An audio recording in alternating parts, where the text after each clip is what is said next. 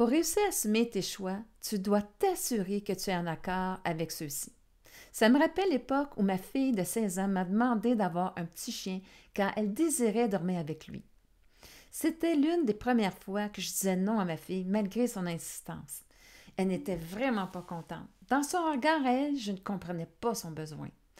Trop souvent dans le passé, j'avais priorisé le besoin des autres avant les miens et j'avais dû subir les conséquences de ces choix.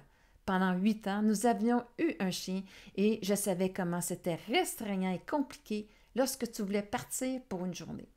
Je savais aussi les dépenses reliées au facteur d'avoir un chien.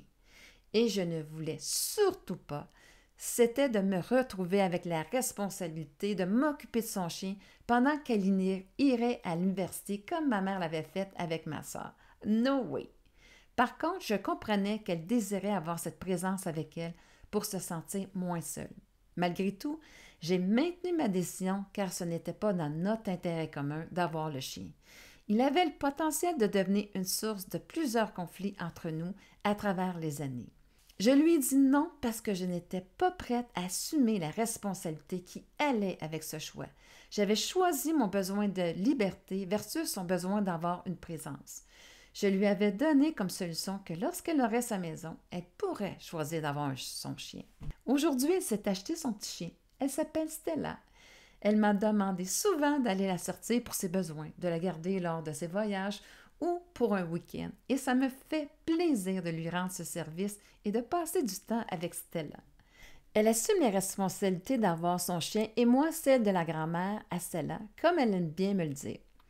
Stella n'a jamais été un conflit entre nous, mais bien une source de bonheur qui nourrit nos liens mère et fille. Tu désires apprendre à assumer tes choix pour être bien avec toi-même?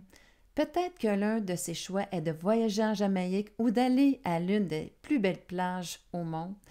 Si ça t'intéresse, tu peux me contacter pour en savoir plus sur le voyage par mon Messenger ou encore visiter mon blog à l'adresse indiquée en bas du texte ou cliquer sur le bouton pour me rejoindre sur WhatsApp 438-777-8133.